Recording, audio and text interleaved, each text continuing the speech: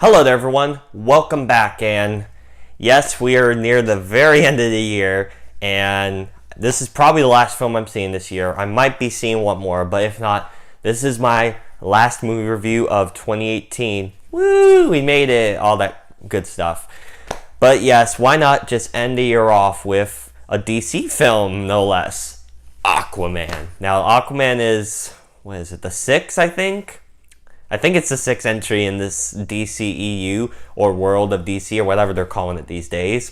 And it's about Aquaman, and it's basically on his journey to get this his iconic trident, and to stop all the groups of the Seven Seas from fighting with each other, and then stopping his half-brother, something like that, from taking over and then trying to conquer the earth and all that. So yeah, as you can tell from that description, it's a lot of craziness. But while he's on this journey, he teams up with this one redhead girl that reminds me of Ariel from The Little Mermaid. And they go on a little journey and blah, blah, blah. So I was I was thinking this film would be trash, obviously, because the marketing for the most part looked like filth. And after all the garbage that was in this universe, I was expecting this to be like one of the worst films of the year and all that. And to my pleasant surprise, I mean, it's not really fantastic, or it's not best comic book film or any of that. But you know what? I got it.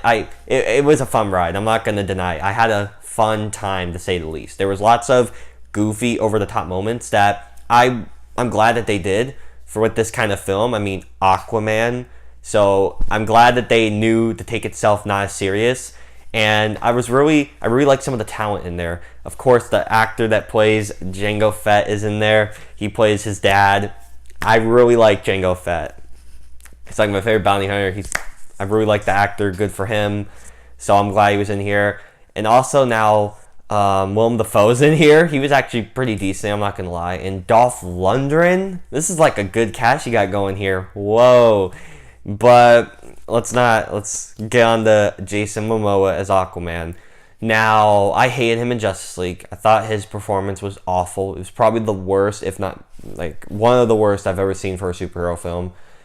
Maybe The Flash was a bit worse. One of those two were the worst for me. But here, you could tell with the different direction it works better, because the tone fits more with how this kind of Aquaman is.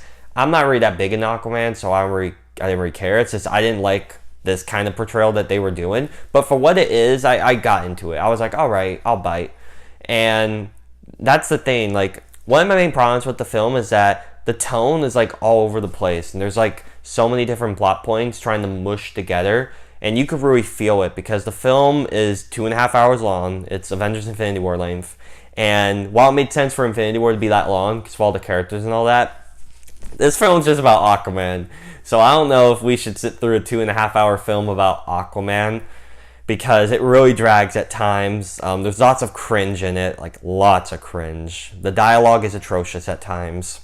But the standout in the film by far, and I don't care, I cannot deny, this is one of the best, if not the best visual effects I've ever seen in a film in years.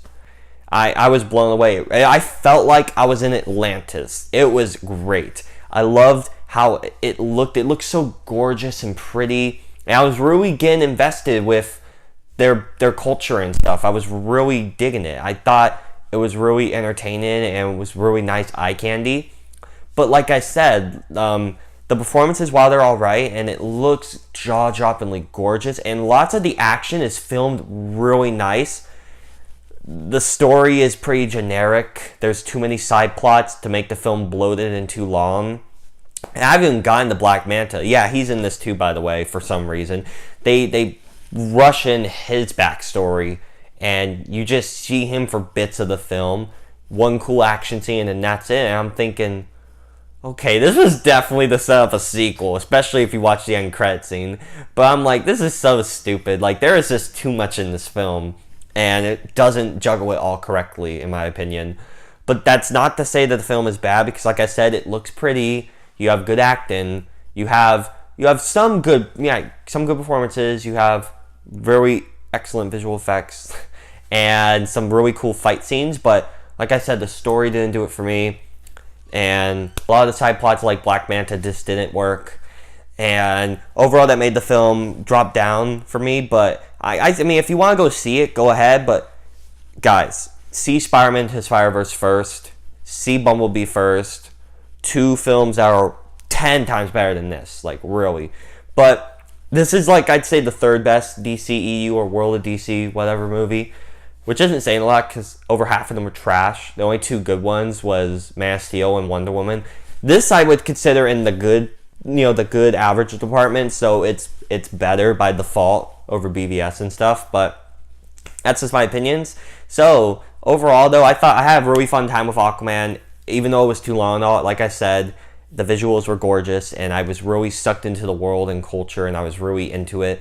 The performances were actually much better than other DCEU films, and the action was spectacular. Like, I loved some of the choreography and how it looked. But yeah, those are my thoughts on Aquaman.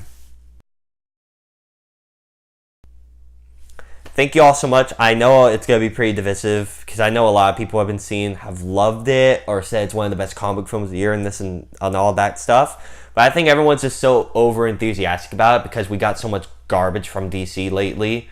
So they're trying to give this more of a pass. But I'm judging it as its own thing. But it is a step, I will agree, it's a step up from what we have been getting from DC. But yeah, those are my thoughts. Like I said, thank you all for watching. I hope you all enjoyed this review. And I will be probably getting 3 more videos out. My top 10 movie moments, because I did that last year, so I thought I'd continue it. Because there are some really awesome movie moments I would like to discuss. And, I'll continue my series of movies I've seen blank ranked worst of first.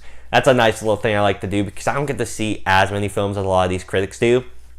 But I still want to talk about them and rank them because, my perfect head, I like doing that.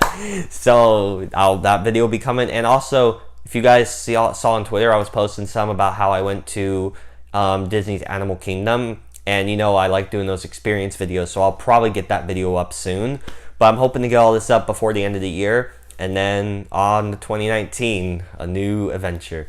But thank you all for watching. I really hope you enjoyed. If you want to hit the subscribe button to get more content, that'll be really cool. Hit the bell as well so you can get notifications on when I upload. If you want to dive into the comments and we could discuss how Aquaman is the best DC or mediocre, or how my opinion's not perfect, we can do that, okay guys? And again, thanks for watching, and I hope I get to see you guys in the next video. Have a great year. Bye.